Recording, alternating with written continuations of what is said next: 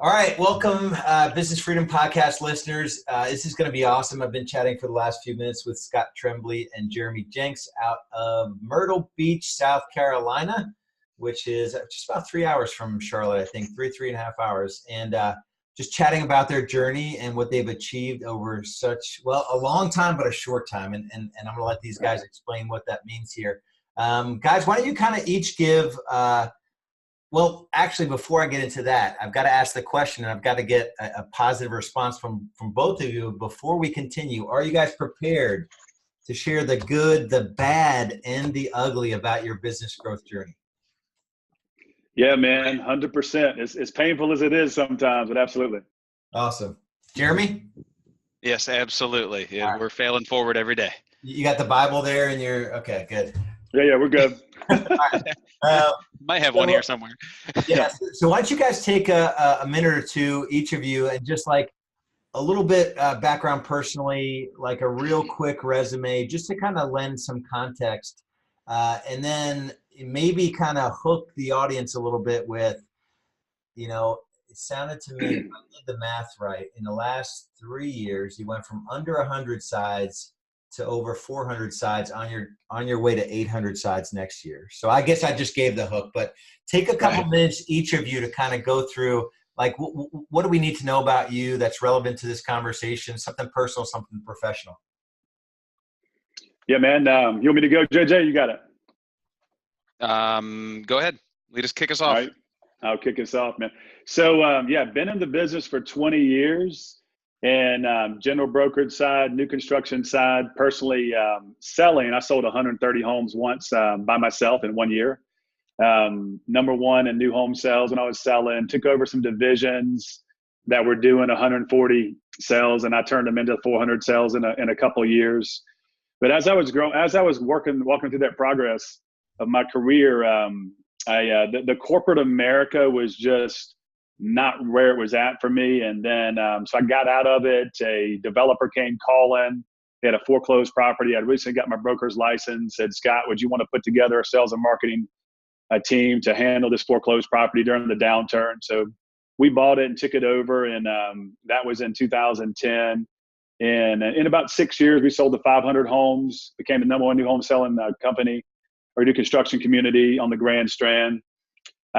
That was super fun, but during that time, I always wanted there was always just more. I loved developing others, and culture was super important to me, coaching, training.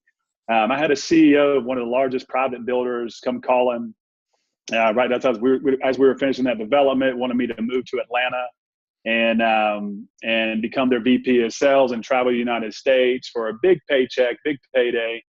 But a few years before that, I had twin boys born, and I'd lost my wife. And I lost my wife a week after they were born. So it was me and the two boys, Connor and Dylan. They're super, super incredibly important to me. And I knew that wasn't the ticket. So I called the CEO back and told him that, hey, man, thanks for the amazing opportunity. I'm super humbled, but now's the time to start the journey towards building the best culture in the business and doing it kind of the way I've always dreamed of. That's when the model started with the Tremblay Group. That was back 2015-ish. We got started, and I met Jeremy, which he'll tell his viewpoints here on his story. Met Jeremy, but we got started in April 1st, 2016, and building the model. Jeremy and I and one assistant, we did 88 transactions, or 87 actually, at $20.4 million in 2016.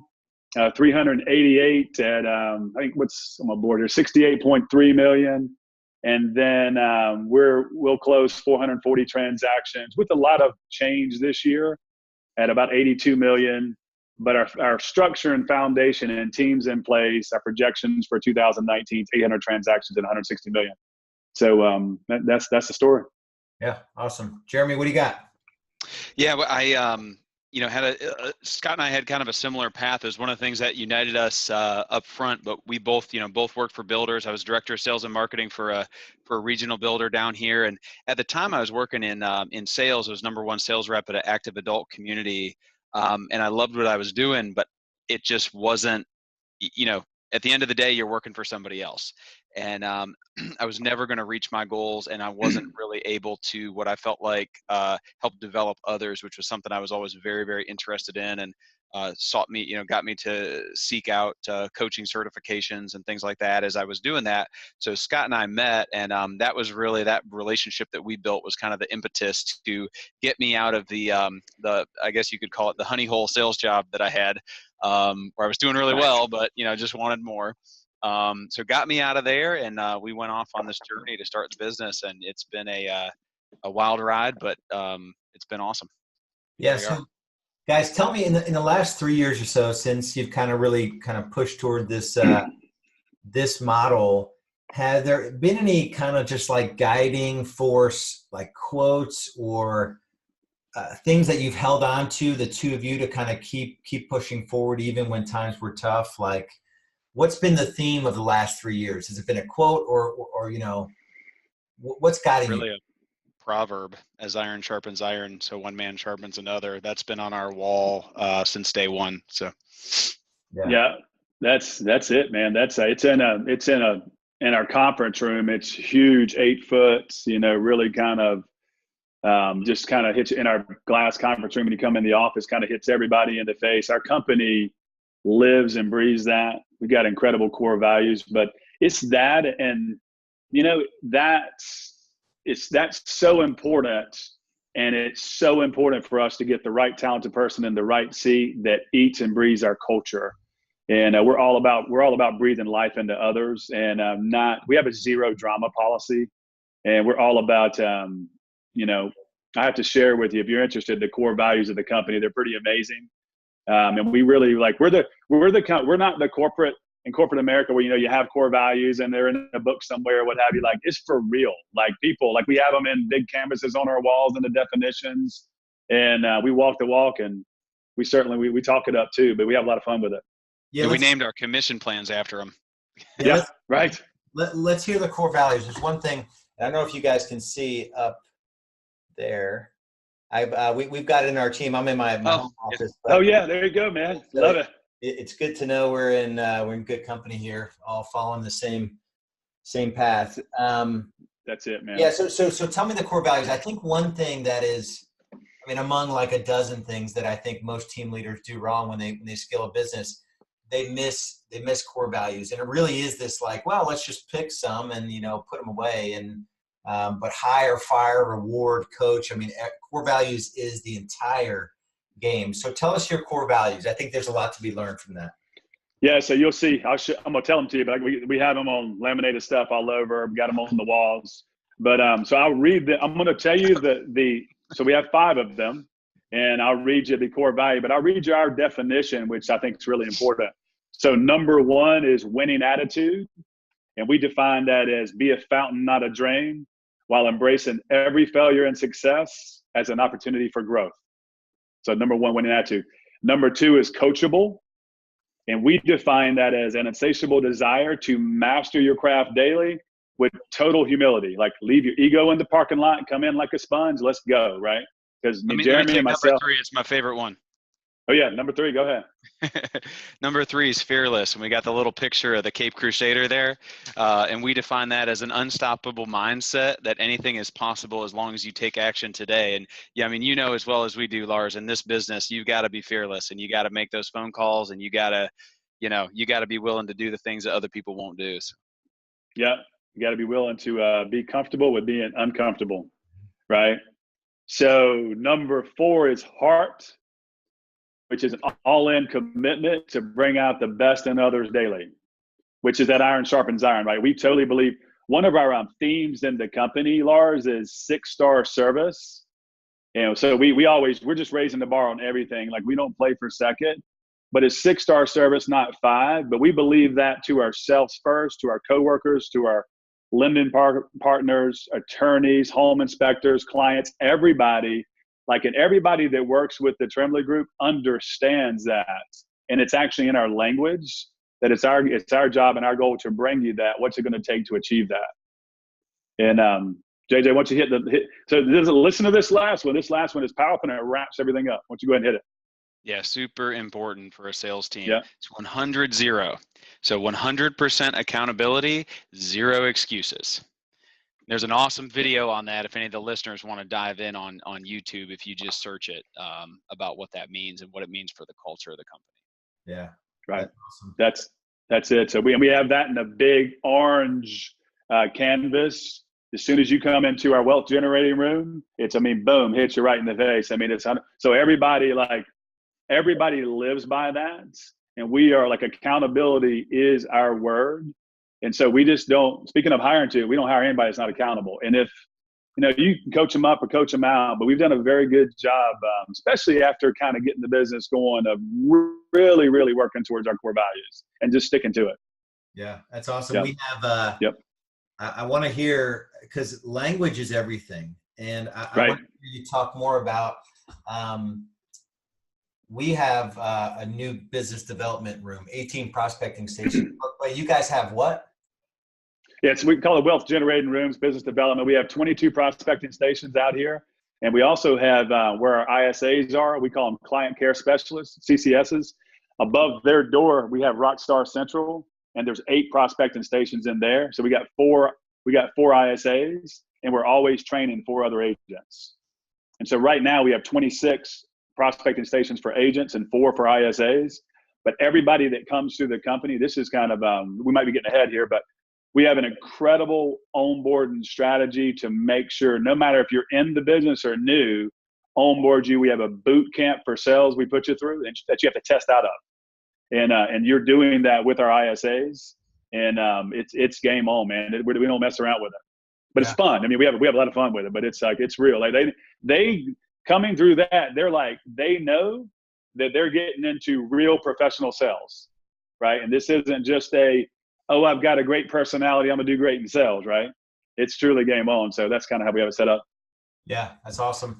I think it's interesting, and it's I came into real estate with a corporate background. I did acquisitions and strategy for an aerospace company. So traveling, it was kind of a grind, but it was cool. I mean, we acquired like 42 businesses over 8 years, and I did a whole bunch of, like, went to 27 different countries or something crazy.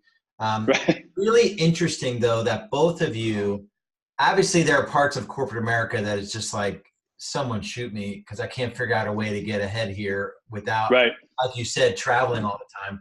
But what did you guys take from your corporate experiences that we as an industry can learn from? Because I think there's a lot to be said for the corporate structure. Like, if you show up late as a Walmart greeter, you don't have a job.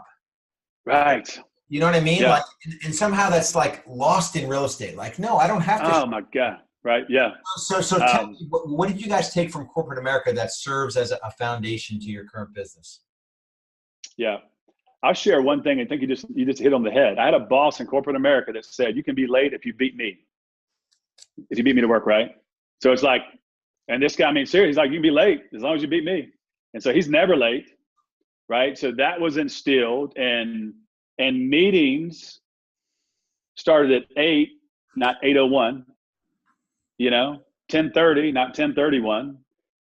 So the accountability, and then I was fortunate enough to do well in sales, and then they would bang on my head about taking over sales divisions and stuff, and I did that once they finally gave in to let me do it my way, which I was like, I'm making plenty of money selling.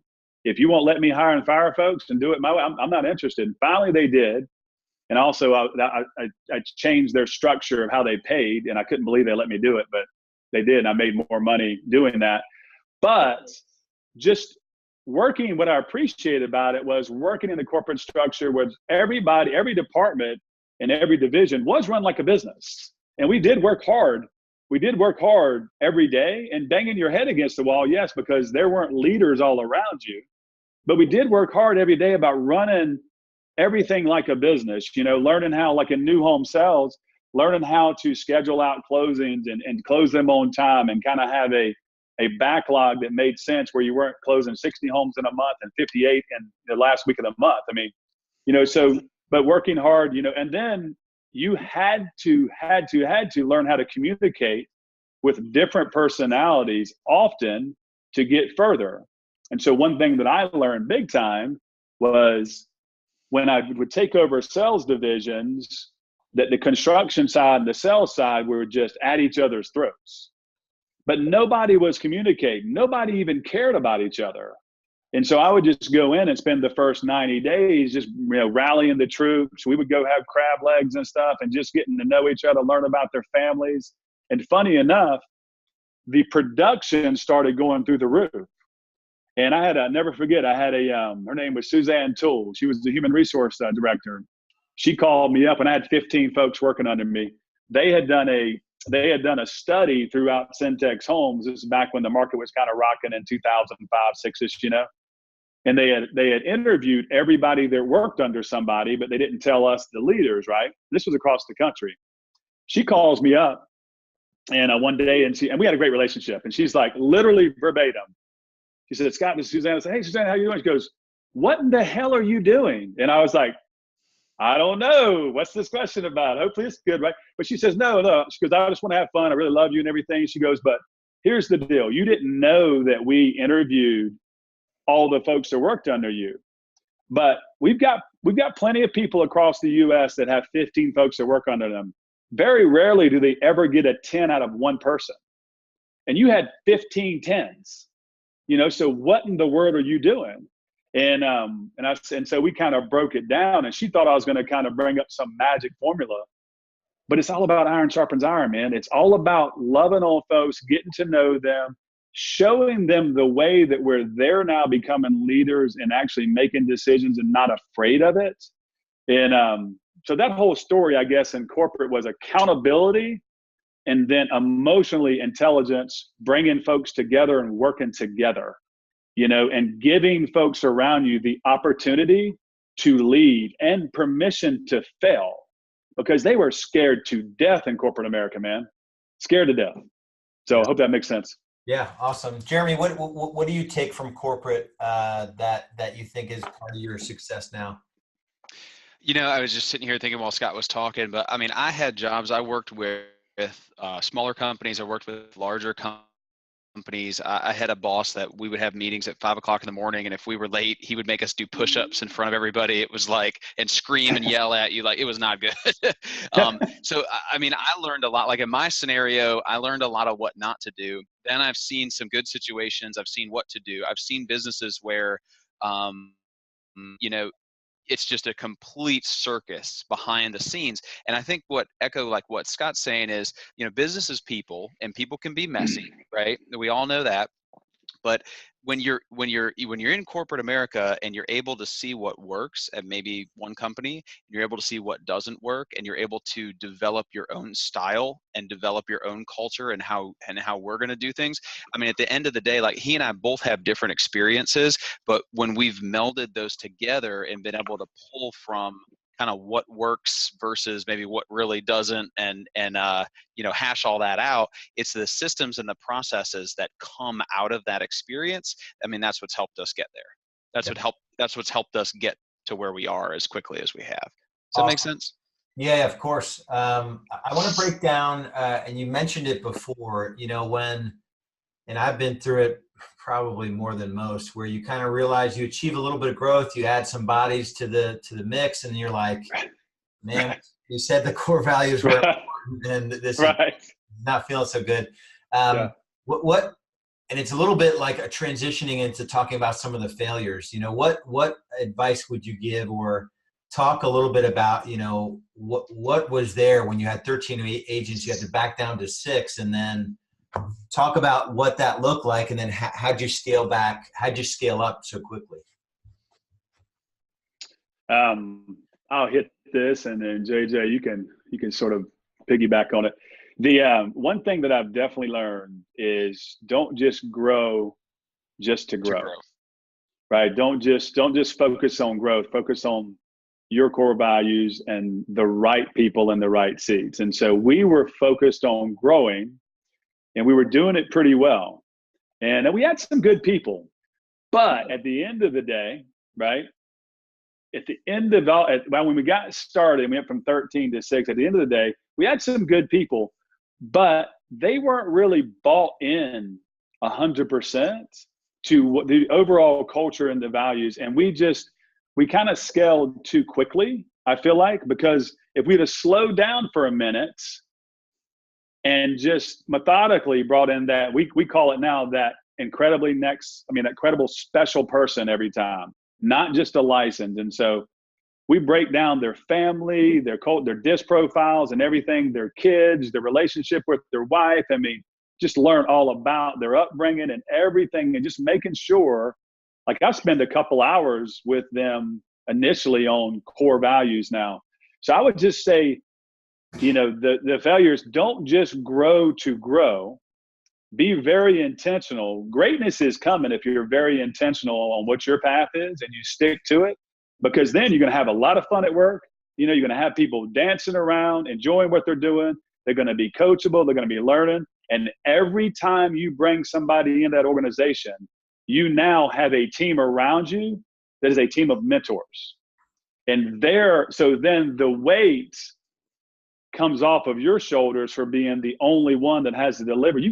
We have a whole team now. I tell everybody, when we bring on somebody new, every time we bring on somebody new, like 2 weeks from now, we're bringing on 2 really great guys.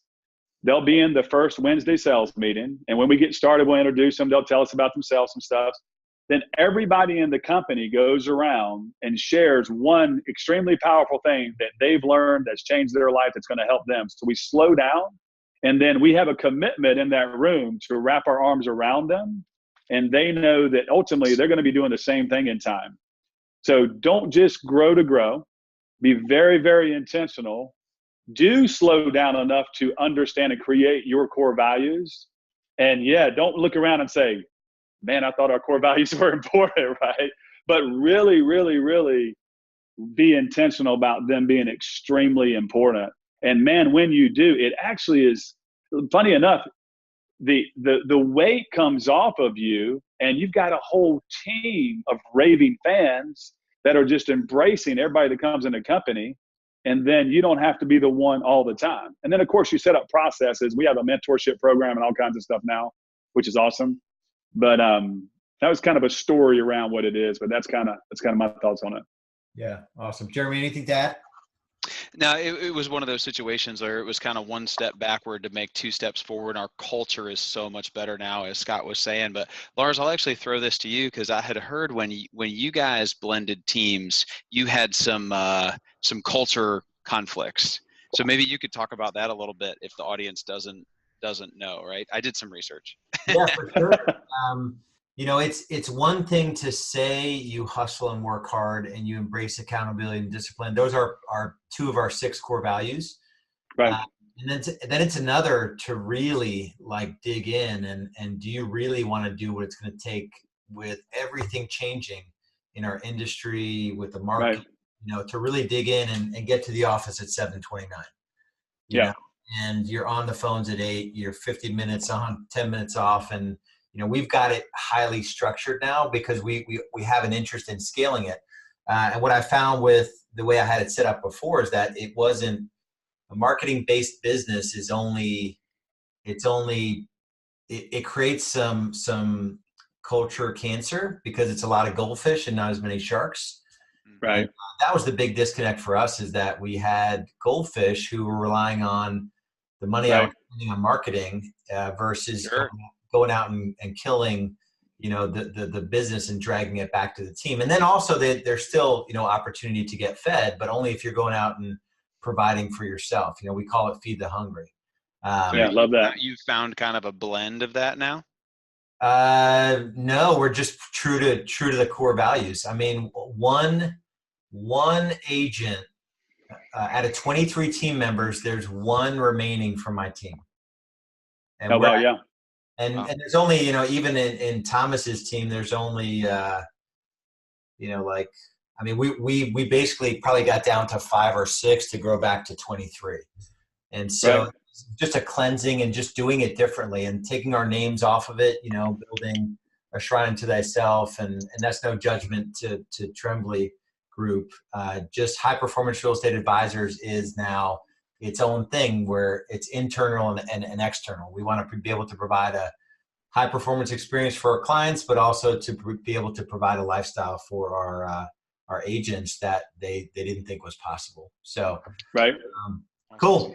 So we always get That's awesome. questions about, you know, the business. Let's dig into the current business a little bit.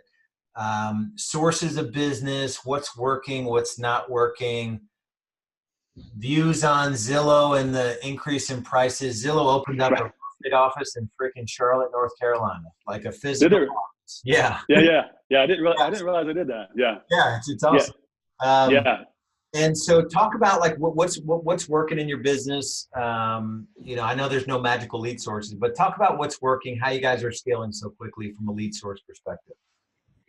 Right. Yeah. So right now we're about 65% online, 35%, 35% center of influence, past clients, referrals. We're funny that you said what you just said there, because we've been very heavy on, we were heavy on Zillow, and 100% they're pricing everybody out of the market. We have really scaled down big time on there. We've scaled up on realtor.com. I get about a 5.5x return on realtor.com. We're averaging right now 25 to 28 closings a month on realtor.com. I've got my spend way down, and our conversions is about 3.2%, but I mean, I'm paying $11 a lead.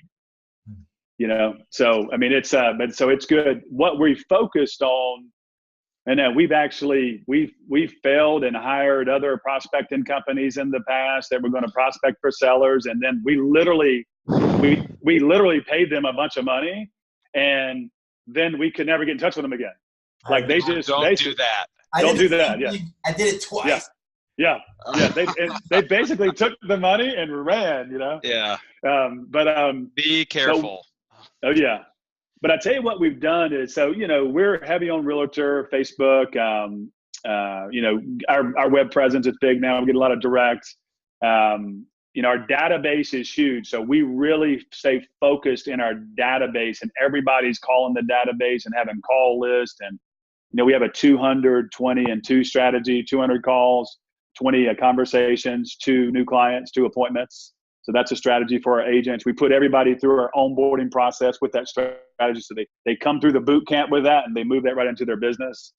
We're now focused heavily on doing a lot of exactly what you're doing. Everybody being more intentional on the phones. We're creating a seller program, unlike we haven't done before. We're actually bringing an ISA out of into the sales world, and he and Jeremy are focused on sellers, and we've got a number of agents that we've coached up for a year that are now prepared to hit the phones hard, and we'll start now for sellers. And so our focus and for the new year is company seller lead gen, and we're getting different lists, you know, expired, FSBO, some different lists for some very credible sources to help us get these guys on the phone and stay on the phone and create more seller business. And we also we're focusing on our past business quite a bit now, and putting a bigger plan in place there. But the database, the seller focus, Realtor's been the steady one for us, man, on the buyer side. We've really got that thing scaled quite nicely.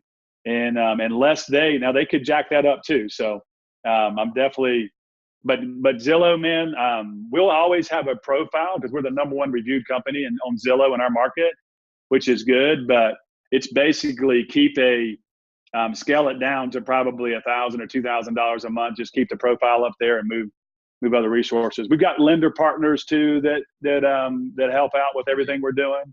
So we've done well there. That's awesome. But I don't know, Lars, I don't know if you guys have noticed this too, but that's one of the reasons why we're moving more towards, you know, getting into the data and the calling, is because, you know, it does not feel good when all of a sudden your Zillow cost per lead goes through the roof. I mean, you have no control over that. Yeah. What we have control over is how many numbers we physically dial with our fingers every day, right? Right. And so what we've been doing specifically, some of what we've been doing anyway, I've been training the agents on the role play meetings, and just getting everybody kind of more into the seller programs and things, and into the data and into the calling. So that's been a success, but it's a little bit too early to tell right now. Yeah. Yeah. We A couple thoughts come to mind. We got away from, it's been at least 12 months since we've been off Zillow except for our premiere, and then we dropped Realtor as well.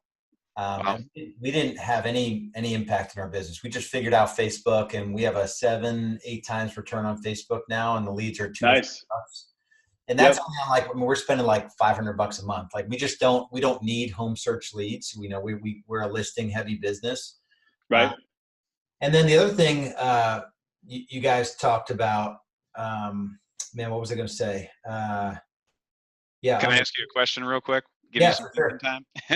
You say you're a listing heavy business. Are you still spending a lot of money on the marketing to get those listings? Are you guys cold calling or kind of what? We're doing both. I mean, it's probably 50-50 inbound versus outbound. We've scaled the more I talk to these guys around the country that are doing 1,000+ transactions, and I'm finding out they're spending $150,000 a month on radio and TV and billboards. I'm like, Right.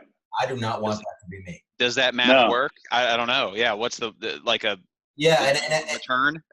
yeah, exactly. And so we actually cut our radio in half recently. I challenged my marketing leader to completely zero base our client for life program next year. So we spent about 90 grand this year on our database and referral marketing. And I met her at Boomtown, man. She was a rock star. Sorry, I just had to say yeah, that. Yeah. So just looking at, going into a shift, there's just going to be this pinch that I don't want the business to suffer as a result of just the buyer seller stalemate with rising interest rates and all that. Yeah. And then Zillow. So I went to the dentist recently, and I was checking out at the dentist's office, and this is the person that takes your credit card. And she's like, have you given us a 5-star review on Google yet? I'm like, no, I haven't. And she's Right. like, well, take out your phone. I'm like, okay.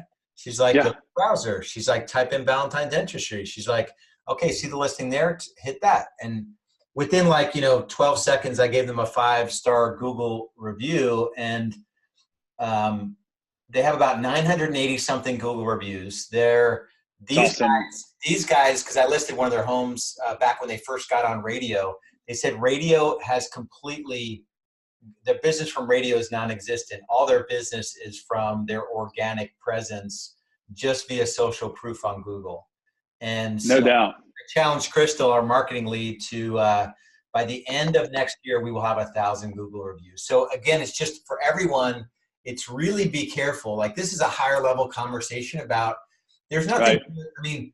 I'm fine with Zillow if I can make a return on it, but going forward, Zillow wants to completely remove us from the equation. 100%. Yeah. No doubt. No doubt. Where can you go to build a presence that they're not going to take away from you? And to me, that's Google. Even Yelp is a joke because they don't publish, it's just kind of a joke, but well, cool. Hey, let me ask you a question here, Lars, real quick.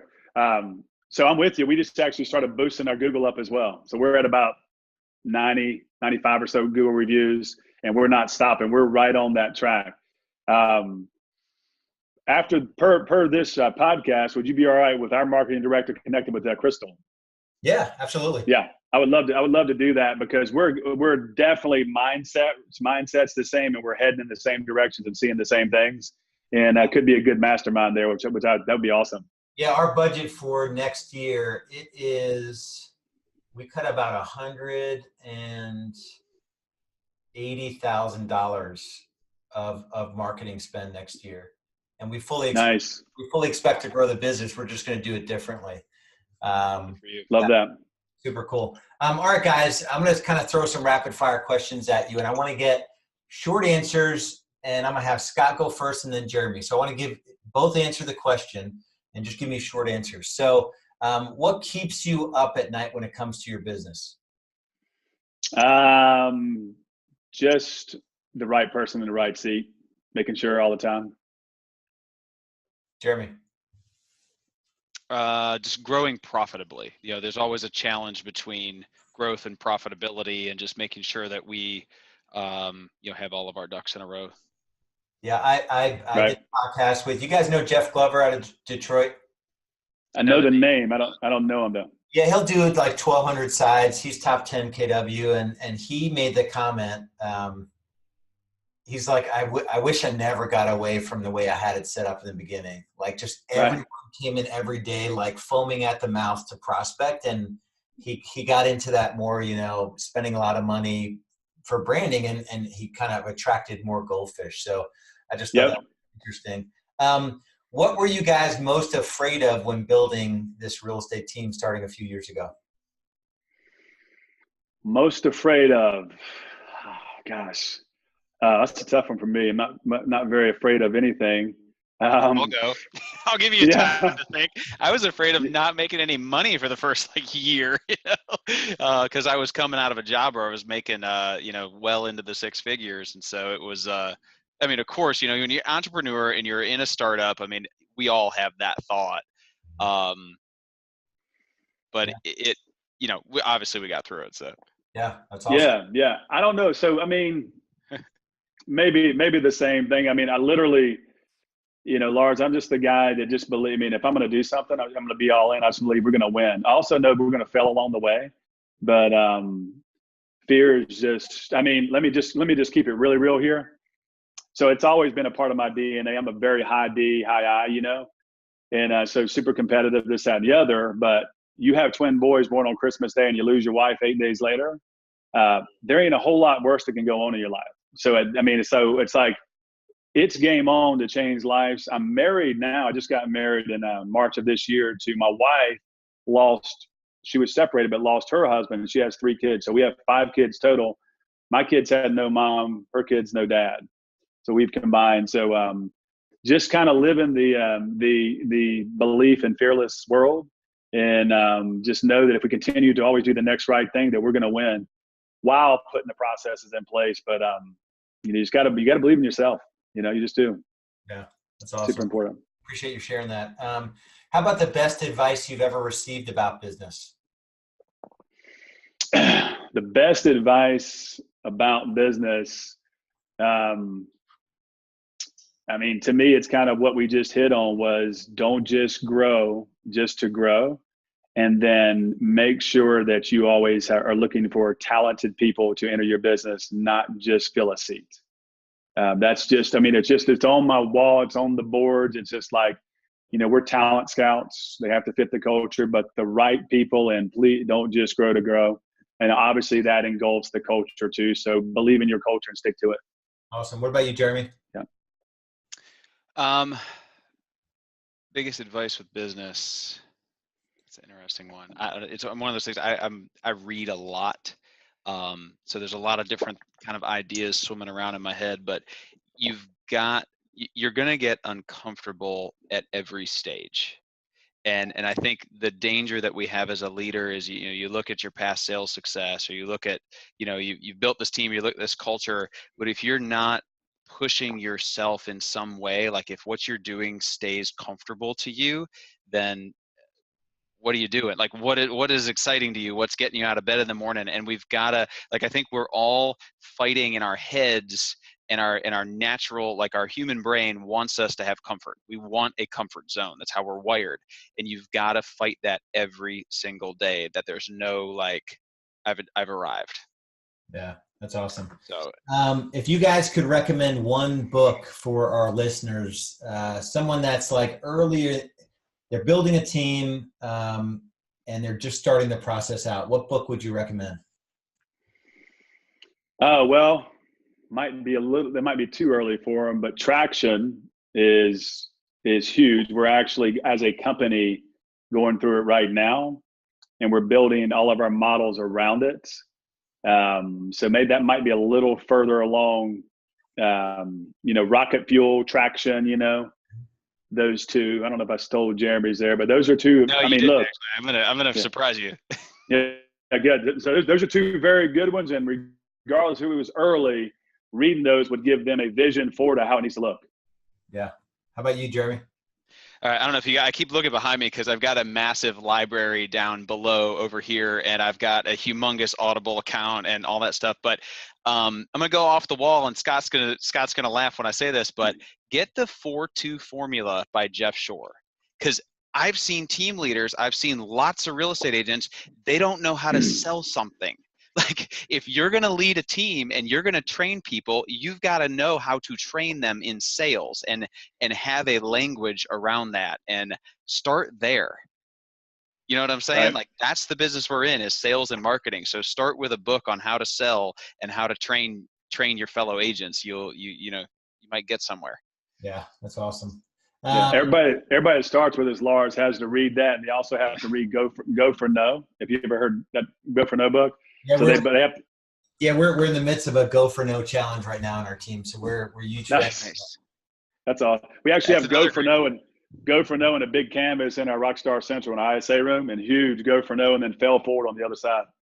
Yeah, I've been running EOS at a high level in both my businesses for almost 3 years. So that there are elements of traction that I think anyone looking to build a business, to your point, Scott, right, that you can really dig into and just get an understanding of what it needs to look like and the key drivers. We're implementing right now. We'd love to see your scorecard so we could get some ideas. We're full on run the whole system, and it's something we implement for our boardroom members as well. So I'll be happy to share that stuff with you guys for sure. Yeah, it'd be awesome. Sweet, yeah. So last question. So words of encouragement. Going into a shift, 85% of the industry doesn't even have an assistant, so they're not even like in this world yet. What are some words of encouragement for our industry? Someone that might be struggling right now. Scott, why don't you go first, and then Jeremy? Look, man, I mean, it's kind of like a life word of encouragement is, first of all, make sure that you surround yourself with the right folks. So whatever you're doing, whatever company you're in, just look to your right, look to your left, make sure you're surrounded with the right people. And today, begin being accountable to yourself today, and block your time for that morning time. I don't care if anybody, don't let your surroundings distract you. That 8 to 11 time, make sure that is your time to produce. That's your income producing activity time. So that's a term we use all the time, income producing activity. So make sure that that's always a staple in your business. I would suggest, even early on, finding a coach or mentor that you can lean on and learn from, and never get away from that. Always have that in your life and in your business. And, that's it. And then put your head down and go to work, man. There ain't nothing easy about it. And that's for sure. There ain't nothing like I have real raw conversations. I just got off the phone with a guy I'm interviewing tomorrow. He's a competitive athlete, he's been selling timeshare for 3 years. And he was like puking all over himself on the phone because I was super raw and real about how important it is to do these things. And there's nothing easy about it. So if you're looking to just jump into real estate and 6 figures is just going to show up, good luck. But surround yourself, get you a good mentor, make sure that you're always around good people. Continue to do that in your life and your business. Put your head down and go to work, man. Awesome. Jeremy, how about you? I'm gonna use a prop here on the back of my iPad. I don't know if you guys can see it, but it is inscribed. It's Latin. It's Fortitudine Vincimus, and it's through endurance I will conquer.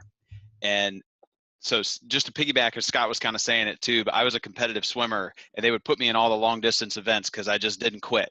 And at the end of the day, this business, as any sales business, is something that it grows, hopefully exponentially, but just keep going and don't quit. And then I will also leave you with the coffee mug that every one of our new hires get. Oh yeah. Wake up, kick ass, repeat. That's right. That's it, awesome, man. So there's my props. That's really cool.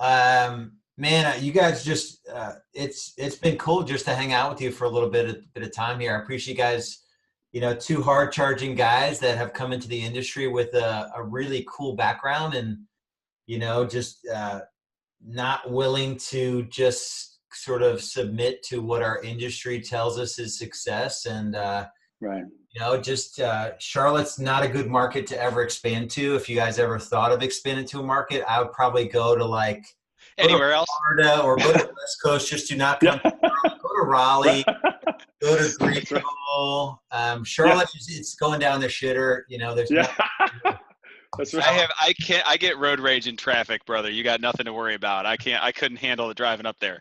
All right. So, yeah, I just appreciate you guys. If there's anything I can ever do for you, Real Estate B School, thanks to you. Our listeners are going to get a lot of goodness out of this. There's just a lot of good teaching that you guys brought to this. There's just something to be said for just putting your head down. I think that's the big takeaway for me is that, first of all, it kind of validates two really smart guys that are building something similar to what we're building, where Right. it is like you got to just give a person, 3 feet by 2 feet and Right. a couple monitors and a headset and get them in the office at 7:29. You pray, you role play, and you just get to work. And that protected time is everything. If you did something for 3 hours every day for the Oh my next gosh. 5 years, you can achieve anything. Right. And people aren't. I had a new agent. Not to make this about me. We had a new agent come in his second day because I'm in the office on Tuesdays. He said, "Lars, pleasure to meet you. Any advice?" I'm like, "Give it 7 years." He's like, Yeah. "I'm like, just 7 years. Give us 7 years to trust us with your career for 7 years, and that Right. we ask you to do the right things and lean in and really and don't judge it." He lasted 6 months. Yeah. 6 months. And it wasn't because he didn't have the talent. It's too hard to get in early and it's too hard to focus for 3 hours. And, and it sounds like you guys are building that same culture, which is super encouraging. It's that darn, Lars, today's world is tough, man. It's that instant gratification that everybody wants. Like, I mean, back in the day of our parents, and their parents and stuff, I mean, they were putting their heads down, going to work, man. And now if somebody doesn't get it in a year, they're like, I mean, they're giving up, And I hear all we did was prospect and grind and prospect and grind. I mean, when I got into business 20 years ago, and that was the only way, and then when I looked around, the people weren't doing it. I'm just blowing by them on the sales board, just from sheer tenacity. I mean, the skill set's growing because you're doing it, but just from sure, like somebody just told me the same thing that you just said. 8 to 11, man. That's it. And we did the math. We actually broke down the math of how many calls and conversations to actually get to an appointment to close a transaction. And then I was like, and I'm a big math guy. So I'm like, well, that makes sense. Let's just do that. And sure enough, doing that, the results came, over time. Yep. So not instantly, but over time when you build your pipeline and stuff. So it's the way to go, man. And gosh, if you can find those amazing people that have that grit, I say get a hold of them and bring them on your team. Yep. And then it's game on, Awesome. Well, I appreciate you guys. And like I said, anything I can ever do for you, I'll share those EOS docs. I think that'll be helpful for you guys. And let's definitely keep in touch for sure. Yeah, let's do it. Hey, man, I'm thinking you're in Charlotte. We're here. We ought to figure out a way to somehow, grab a mastermind or get together or something, man, because I really appreciate this time too. And I can see the synergy. Yeah, for sure. Yeah. So maybe we figure out how to do that. Sounds awesome. Thanks, guys. I appreciate it. We'll talk soon. All right, Lars. Take care. Bye-bye. Bye.